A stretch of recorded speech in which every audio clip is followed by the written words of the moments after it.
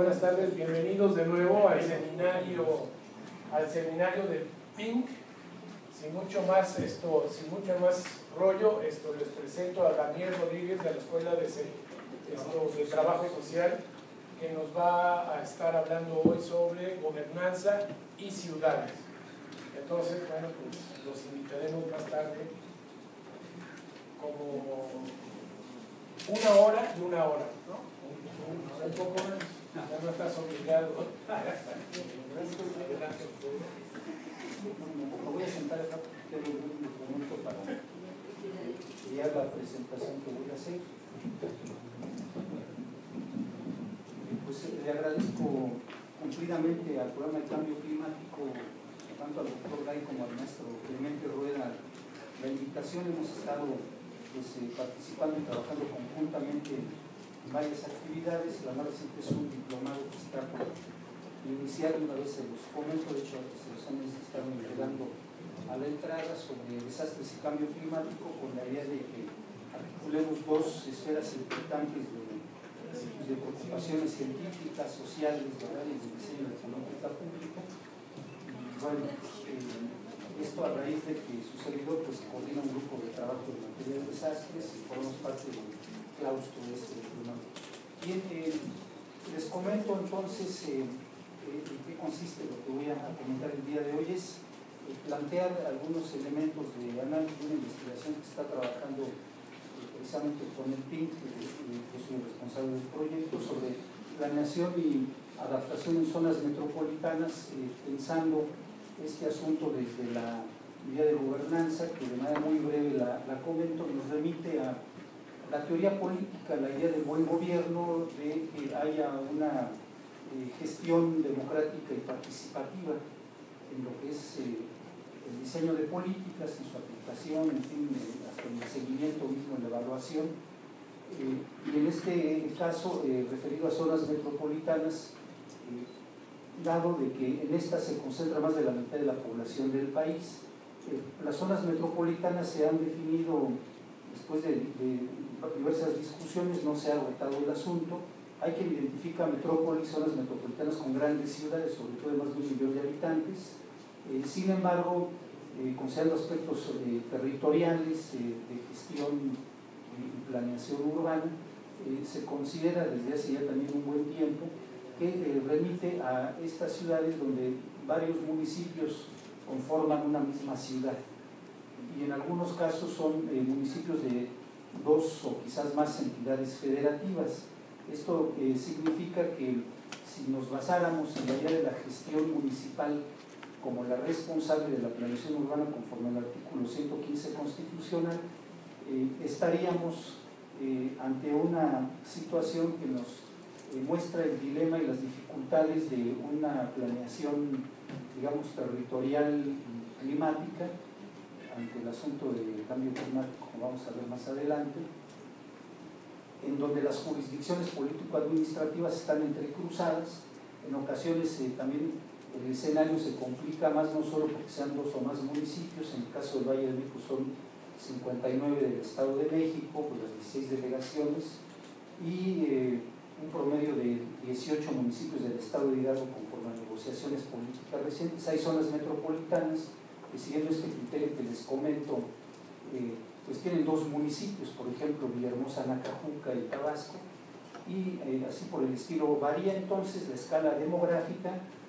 La escala territorial también es diferente. Hay zonas metropolitanas realmente pequeñas, tanto en territorio como en población, en fin.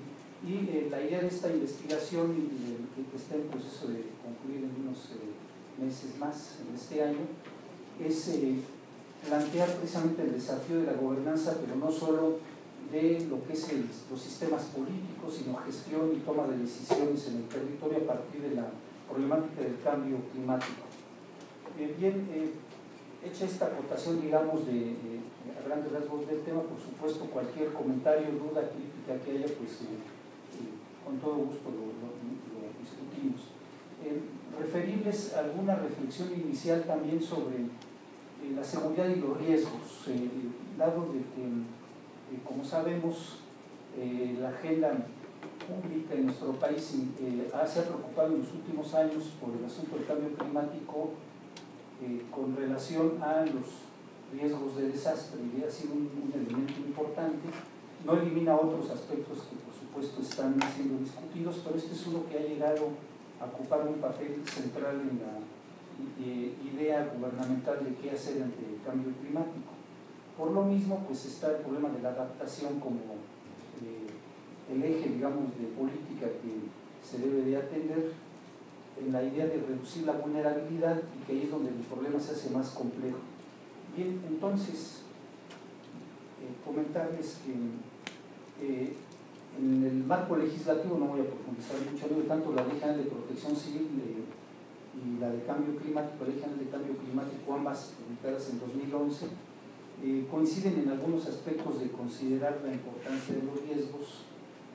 En el caso de la Ley General de Protección Civil se habla de los peligros hidrometeorológicos, esto es, los que están más cercanos, al menos de manera más en la evidencia empírica, digámoslo así, a cambio climático, como son inundaciones, sequías, tormentas tropicales principalmente.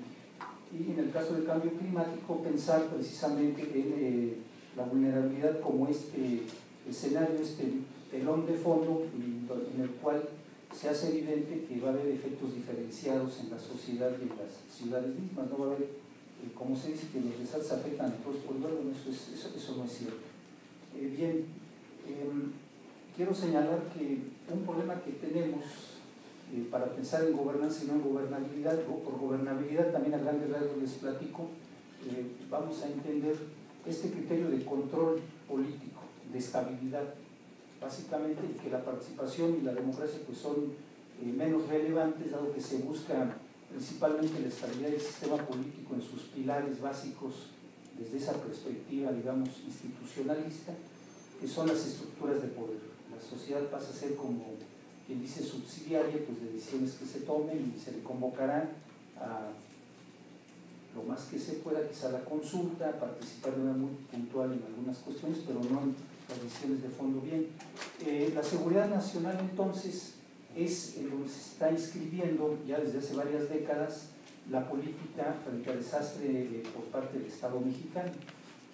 Y esto pues podría parecer así como distante, pero déjenme decirles que en el actual Plan Nacional de Desarrollo 2013-2018, lo que en el anterior tenía que ver con propiamente la idea de seguridad, ahora se llama México en Paz, pero que para los efectos incluye en los mismos términos lo que tiene que ver con desastres en seguridad nacional, que tiene una connotación en doble pista, digamos. Por un lado, lo que tiene que ver con la intervención de las Fuerzas Armadas. Esto se ha reiterado como el pilar de la acción institucional, y de hecho mediáticamente, discursivamente, desastre, digamos, existe cuando se aplica el plan DN3E, de auxilio a la población en casos de desastre. Cuando se van los medios y se va el ejército, pues diríase que se acabó el desastre, es cuando empiezan realmente los problemas, pero partimos de esta idea que estoy refiriendo, de la concepción más clásica del ámbito político, ¿no? Seguridad nacional es donde deben insertarse los desastres porque se consideran un factor externo a la dinámica social y se requiere una regulación de corto plazo, y en el mejor de los casos una reconstrucción parcial, pero básicamente la atención coyuntural y buscar que haya control de estabilidad, que no se salga, digamos, de las manos de las instituciones, y por instituciones tendríamos que entender, por supuesto, a los actores políticos que las encabezan. Por otro lado, también en la agenda de riesgos que tiene que ver con seguridad nacional, el CISEN, el Centro de Investigación y de Seguridad Nacional, incluye medio ambiente y calentamiento global como una de sus preocupaciones importantes. Tengamos en cuenta que, a diferencia de la vertiente militar de seguridad nacional que les comento, en este caso hablamos de la llamada inteligencia, esto es el espionaje y todo lo demás que se maneja en el CISEN, como un ámbito en que también se ve que es un factor externo a la sociedad y que se requiere, por lo tanto, buscar ciertas garantías para preservar cierto orden social. En ambos casos no se indaga en las causas de fondo ni cómo pensar una recuperación, en su caso de largo plazo, que no se agote en las acciones inmediatas. Como sabemos, albergues, despensas, ¿verdad? Este tipo de acciones que son muy puntuales, pero que no trascienden hacia la problemática de fondo. Bien, entremos entonces a la cuestión de las zonas metropolitanas que les decía al principio, después de esta acotación, pues, digamos, conceptual, en que desde el punto de vista de quien habla, tendremos que concebir la idea de desastre asociado al cambio climático como parte de los procesos de las mismas sociedades, no es un factor externo. Y por supuesto, algo que comentamos con el doctor Gay la semana pasada, cuando hablamos de desastres que ya están asociados al cambio climático, toda la vertiente naturalista que se puede invocar queda rebasada por la misma causalidad del cambio climático, que sabemos es en última instancia de carácter societal, ¿no?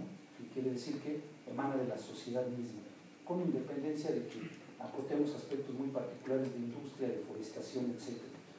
Bien, en las ciudades entonces vive más del 55% de la población nacional en las zonas metropolitanas, y por supuesto destaca la del Valle de México, donde vive pues cerca de la quinta parte de la población nacional.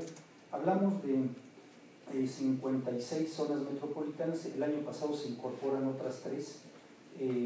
Esta clasificación que yo retomo es la que están elaborando conjuntamente desde hace varios años la Secretaría de Desarrollo Social Federal, el Consejo Nacional de Población y el Instituto Nacional de Estadística y Geografía.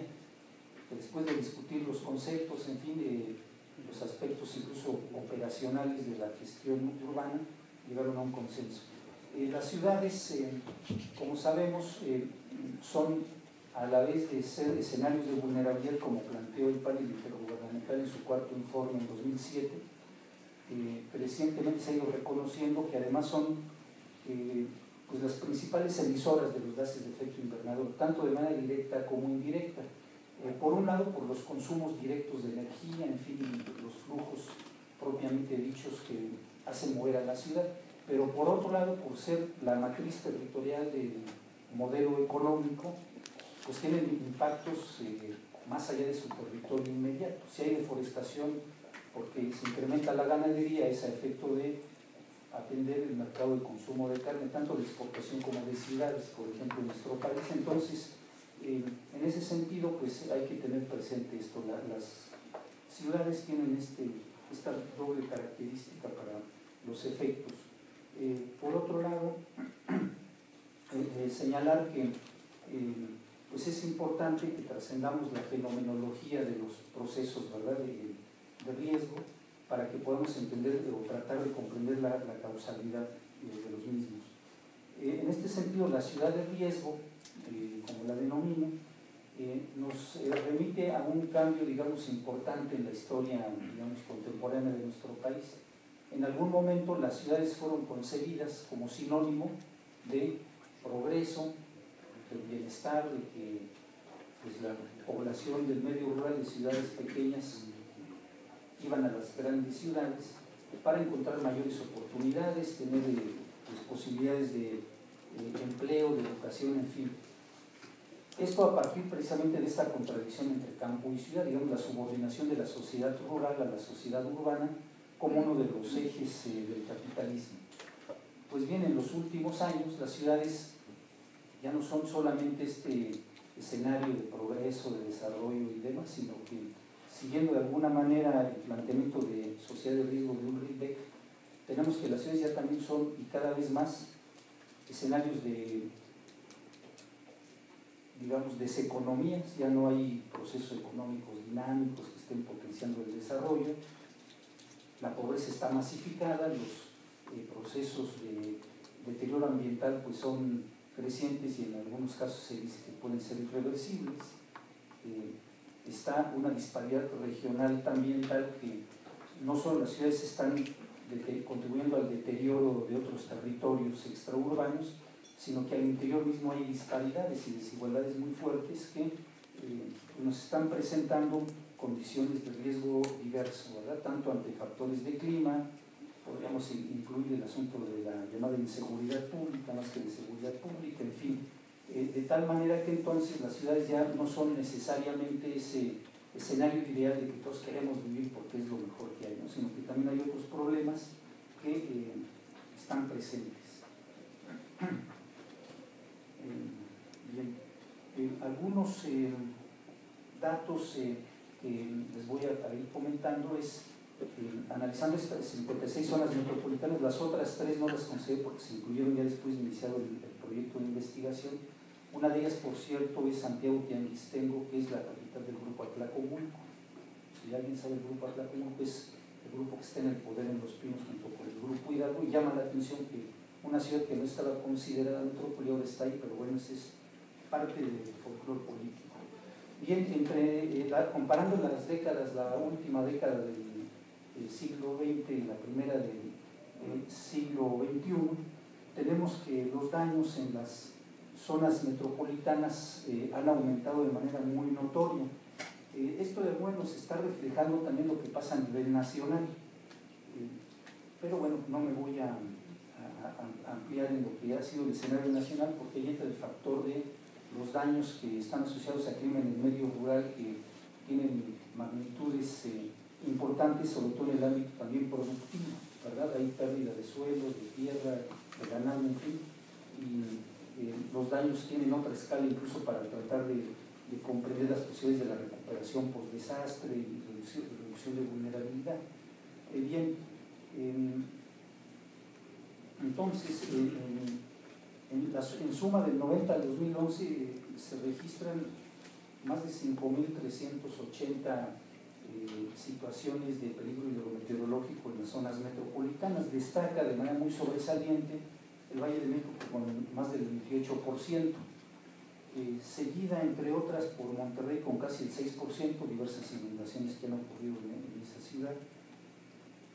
Veracruz con casi el 4.5%, entre otras, no me detendré mucho, pero nos da una idea de que no solo son ciudades costeras, ¿verdad? Esto es algo que quiero enfatizar, sino que también en ciudades que están al interior del país están ocurriendo estas situaciones y confluyen diversos factores, y aquí es donde entra el asunto de planeación y gobernanza que les decía al principio. No solo son las precipitaciones fluviales, y que si hay máximos y mínimos y promedios calculados, sino también la infraestructura. Cada vez más en diversas ciudades es un hecho que los problemas con la infraestructura hidráulica pues están presentes, no hay capacidad de desalojo suficiente. El caso del Valle de México, en donde vivimos, pues es de los más notorios, porque hay que bombear para que salga el agua, dado que estamos en la parte baja de la cuenca, en fin, que en otras ciudades pues hay situaciones similares. Lo que nos está mostrando pues que efectivamente si diversos fenómenos asociados a cambio climático, como los que se comentaron de los llamados hidrometeorológicos, están presentes, es un hecho de que además los daños entre una década y la otra se más que triplicaron también, ¿no?, en las 56 zonas metropolitanas. Y una de las preguntas que habría que hacernos es: ¿y dónde están las políticas públicas de planeación urbana y metropolitana? Que no son nuevas, ¿no? El concepto de conurbación, que es una noción restringida de metrópoli, que nada más habla de conurbación física. Ya el análisis de zona metropolitana que yo les decía tiene que ver con criterios de planeación, interrelación socioeconómica, flujos de transporte, de población en municipios que conforman una ciudad. La Ley General de Asentamientos Humanos, que incluye este concepto, pues data de 1977, hay una reforma en el 83, en fin, digamos, el asunto ha estado pensado en diversos programas nacionales, se ha estado haciendo alguna mención de esto. Hay diversos programas de ordenamiento de carácter metropolitano en el Valle de México, en Guadalajara, en Monterrey, entre otras localidades importantes, y en diversos programas municipales se plantea la necesidad de esta coordinación. Más recientemente, en 2006, se crea el Fondo Metropolitano, que es un fondo especial que se creó por el gobierno federal en negociación con los gobiernos de los estados para definir recursos específicos para proyectos de ese alcance de ciudades donde confluyen diversos municipios, pero que tuvieran como, digamos, requisito impactos no solo a nivel de un municipio, sino en el conjunto de una ciudad, que ha sido muy complicado, pero bueno. Sin embargo, este fondo a lo que dio lugar es de que en sus comités técnicos, por ejemplo, los presidentes municipales pueden acudir a hacer propuestas pero las decisiones las toma el gobierno del Estado con una parte del gabinete, conjuntamente con la Secretaría de Hacienda. De tal modo que el postulado del artículo 115 constitucional, que nos dice que el actor principal de la planeación urbana del municipio, conforme a las fracciones 5 y 6 de ese artículo constitucional, vía de un fondo de este tipo financiero, quedan, digamos, al margen de la gestión. Entonces, pues esto implica algunos problemas, porque recordando cómo el Programa Especial de Cambio Climático 2009-2012 incluía como una de sus bases de adaptación del ordenamiento territorial, además de protección civil que ya les comentaba, pues digamos, los postulados en el programa especial llegaban a definiciones y propuestas para dependencias federales. Por un lado, el desarrollo social, y por otro, el medio ambiente, recursos naturales, la Semarnat. Pero bueno, pues lógicamente no podía incluir todo este programa por sus características, pero cuando se tenía que llegar digamos, al aterrizaje en los estados, no ha sido muy afortunado el asunto. Al rato les voy a mostrar una tabla en donde esto nos hace evidente un problema importante de que cuando hablamos de política pública no solo hablamos de que esté diseñado un programa, sino dónde están los responsables, cómo participa la sociedad, cómo está el marco normativo, tanto jurídico como reglamentario, y las aplicaciones muy puntuales en programas de carácter anual, que es donde se ejerce el presupuesto conforme a asignaciones que se determinan en los presupuestos federales y estatales. Entonces, política pública va más allá pues del postulado de que vamos a hacer política pública, eso pues acaba siendo un discurso. Bien, les comentaba entonces este incremento de daños asociados a fenómenos hidrometeorológicos en las zonas metropolitanas,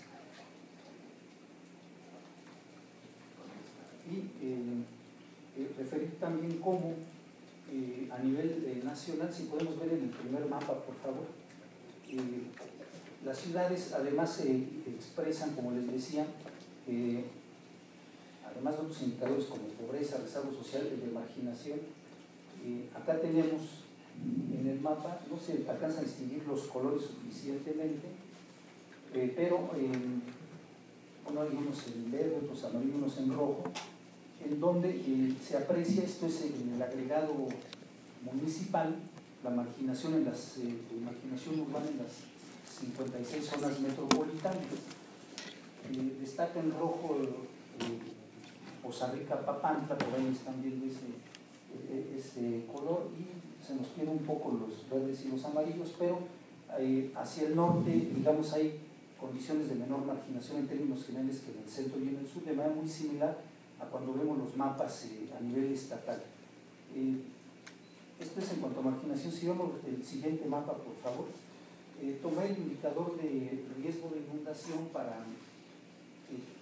aquí no se va a alcanzar a distinguir del todo, pero hay alguna correlación entre áreas de mayor marginación y donde ocurren más inundaciones. Aquí por el agregado que es a nivel municipal, podemos ver con mayor claridad lo que les comentaba hace un momento. No necesariamente las ciudades costeras es donde el riesgo de inundación en los municipios ya tomados en conjunto la metrópoli es mayor, sino podemos ver desde Ciudad Juárez, Chihuahua, por ejemplo, ¿verdad? Monterrey está un poquito conforme a los datos que tengo, recabando una serie de informes oficiales, y sí tenemos ciudades costeras como Acapulco, por supuesto, Cancún, entre otras, y lo que se ve un poquito menos amarillo, el Valle de México, entre otros, Colima, están en un punto, digamos, intermedio.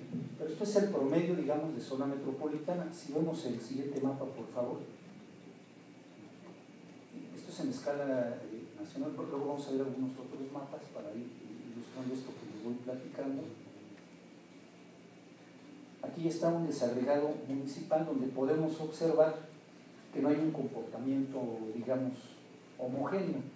El Valle de México, por supuesto, destaca porque ahí confluyen amarillos, verdes, anaranjados, municipios como Ecatepec, Valle de Chalco, donde hay mayor registro de inundaciones, otros en que hay menor registro, por supuesto, como sería a nivel de algunas delegaciones el caso de Benito Juárez, algunos municipios como sería Teotihuacán, en fin, y en el caso de Acapulco, los dos municipios que constituyen la zona metropolitana, aquí en la parte inferior, tienen el mismo grado de peligrosidad ante inundación, Coyuca y Acapulco. En Villahermosa, Nacajuca tendría menos grado en cuanto a los datos recabados en los últimos años que Villahermosa, y en fin, la idea es mostrarles, por un lado, en la escala nacional, algunas variantes, pero que nos están indicando que esa gestión institucional, municipal, está teniendo problemas a nivel metropolitano también, porque no se logra tener criterios unificados. En el Valle de México, por supuesto, tenemos la mayor heterogeneidad, confluyen prácticamente todos los partidos políticos, entonces, aunque hay acuerdos y todo, prevalecen ciertos disensos y demás, y no se conforma, digamos, una estrategia conjunta, ¿no? De tal manera que entre el Programa Especial de Cambio Climático, lo que postule la Estrategia Nacional de Cambio Climático formulada este año, a la concreción en los territorios, hay una serie de problemas. Bien, veamos ahora de los mapas de zonas metropolitanas. No importa el orden, así como estamos, podemos seguir viendo, por favor, para ilustrar un poco más a detalle esto que les estoy refiriendo.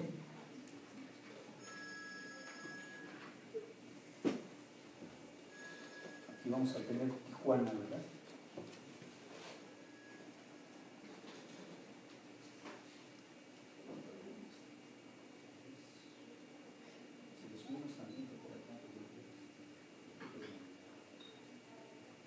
Es Tijuana y Playas de Tijuana. Se ha registrado más daños en Tijuana que en Playas. Playas es un municipio de más reciente creación y, como sabemos, buena parte del poblamiento de Tijuana es en barrancas, hay inundaciones, algunos deslizamientos menores, y tenemos aquí también el factor de la marginación. Es un factor importante. Si vemos el siguiente, por favor.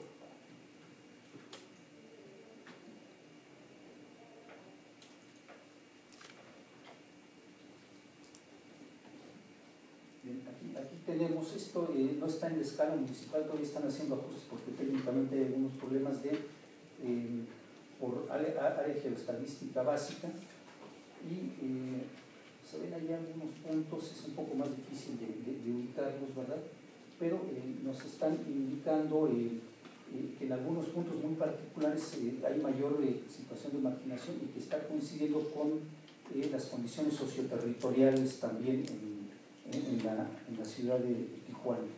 Gracias, ahorita le paramos por ahí y seguimos comentando algunos otros aspectos. Las ciudades donde la exclusión, digamos, adquiere niveles muy importantes, contrariamente a lo que pudiera parecer, no solo serían, digamos, por ejemplo, Tulancingo y Pachuca. También tenemos centros turísticos como Acapulco, que tiene porcentajes muy altos, entre 50 y 55% de población en las condiciones de mayor precariedad, por ejemplo. Disminuye, por ejemplo, en Chihuahua y Monterrey a 35%, para dar algunos ejemplos, pero tengamos presente que no hay una asociación mecánica entre estos factores, digamos, de marginación y ocurrencia de inundaciones, en este caso, que es la variable que les decía, pero nos permite aproximarnos no solo al hecho de que ocurra la inundación, sino qué capacidades hay de recuperación posterior a la misma, ¿no? La gestión de las comunidades, donde hay niveles de ingreso mayores, también tiene mayor interlocución con las autoridades políticas. En los asentamientos populares se enfrentan varios problemas. Uno de ellos, que en buena parte del país y en un discurso político muy repetitivo se dice, es que son asentamientos irregulares, básicamente por el criterio de escrituración o no de los predios habitados. Sin embargo, se olvida de que buena parte del proceso de urbanización en nuestro país ha tenido esos orígenes, asentamientos irregulares. Buena parte de todas las ciudades de México tienen una proporción importante de población en esas condiciones, y así fue el origen de muchos. Y además habría que agregar que tenemos otra irregularidad que se está discutiendo mucho últimamente, los grandes conjuntos habitacionales que quizás ustedes ya han visto en la salida a Pachuca, en Tecama, por la salida para Puebla y Iztapaluca. Buena parte de estos grandes conjuntos habitacionales que financiaron empresas que hoy están, que se están quebrando, que están bajando sus acciones, ARA, Geo, entre otras, tienen irregularidades importantes, no solo por el aspecto legal, sino de que se construyeron donde no había agua suficiente, las condiciones de las mismas edificaciones son pues, con materiales de baja calidad, la superficie de las viviendas es propicia para el hacinamiento, en fin, entonces el término de irregularidad se tiene que estar reformulando porque también hay riesgo en estas unidades de inundaciones, ¿no?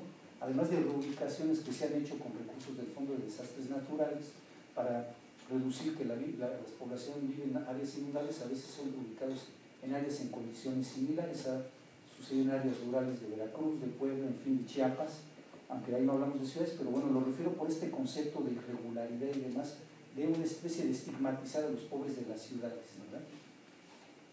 Bien, en las políticas de ordenamiento territorial en nuestro país, además, regresando a este punto de planeación, están, digamos, segmentadas en dos niveles, y ese es otro problema que aún no se ha resuelto y se ve complicado. Por un lado, el ordenamiento ecológico del territorio bajo la conducción de la Semarnat, y por otro, el ordenamiento territorial, digamos, urbano con la SEDATU, ahora Secretaría de Desarrollo Agrario, Territorial y Urbano, antes la sede era la que tenía a su cargo este cuerpo jurídico y normativo.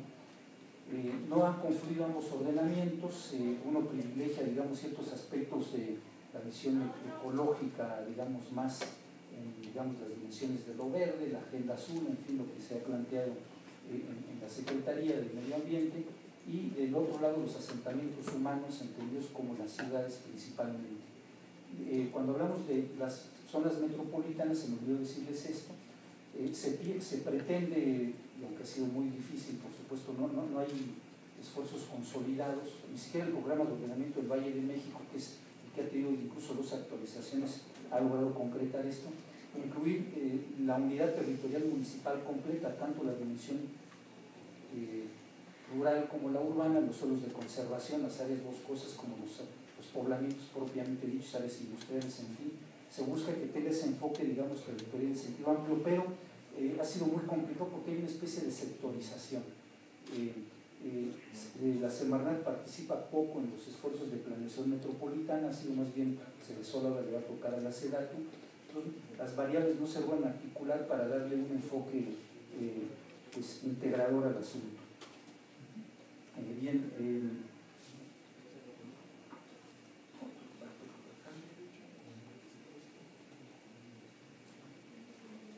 entonces, con este tipo de elementos, la idea es de que podamos también relativizar la idea de riesgo y entenderla como parte de los procesos de toma de decisiones, no solo como el factor de peligro y daño, que por supuesto es la noción primigenia del concepto riesgo, pero los riesgos nos llevan a las decisiones que se tomen o se dejen de tomar. Esto es un aspecto importante, de hecho se ha discutido en estudios sociológicos, en fin, de la importancia de entender cómo el riesgo es consustancial a la sociedad y no es algo que estuvo por fuera y que llegó de la nada, ¿verdad? Entonces, en ese sentido, esta reiteración, ¿verdad?, de que entendamos cómo, cuando hablamos de los daños, entendamos que además tenemos que entender cómo se están registrando la información de los mismos, ¿no? En buena parte lo que tengo acá, que no puedo detallar por razón de tiempo y demás, pero de repente hay datos que son como contradictorios, ¿verdad? Encontré en alguna base de datos del Centro de Prevención de Desastres, por ejemplo, de que en algunas zonas metropolitanas se hablaba de más daños que los registrados en diversas fuentes a nivel estatal, por ejemplo, que luego tampoco son muy confiables, y se disparaban así cifras de decenas de miles de damnificados en municipios que incluso en donde no se habían registrado en los últimos 10, en la otra escala de los 20 años anteriores, situaciones de desastre. Entonces, problemas de ese tipo también es importante señalar porque pues, sin duda el trabajo más meticuloso en terreno pues, es lo más pertinente, aunque luego no es tan fácil por muchas razones, como hemos escuchado el doctor Gay. Luego no hay dinero suficiente para financiar investigaciones que podrían contribuir a esclarecer más muchas cosas, y hay que cruzar fuentes y demás. Sin embargo, esto no significa que no veamos que los problemas están ahí presentes, que hay ciudades donde reiteradamente van a seguir ocurriendo mayores desastres asociados a factores climáticos, y en otras habrá influencia geológica, incluso por sismo, por erupción volcánica, por ejemplo, ¿verdad? Y la confluencia entre geológico e hidrometeorológico, como los deslizamientos de tierra, ¿verdad? Que hay una saturación tal en las laderas, diversos comportamientos geomorfológicos, y vienen los deslizamientos y los daños, ¿no? Como acaba de pasar recientemente ayer en una localidad rural de Veracruz. Bien, un aspecto que considero importante comentarles es, si podemos ver la tabla 2, por favor, es el siguiente. De las 56 zonas metropolitanas que les comento, se habla de que hay un total de 345 municipios que forman parte de estas. Pues bien, revisando los atlas de riesgo que tenía registrados hasta diciembre del año pasado Cedesol, por municipios que habían trabajado conjuntamente con esta Secretaría este tipo de trabajos,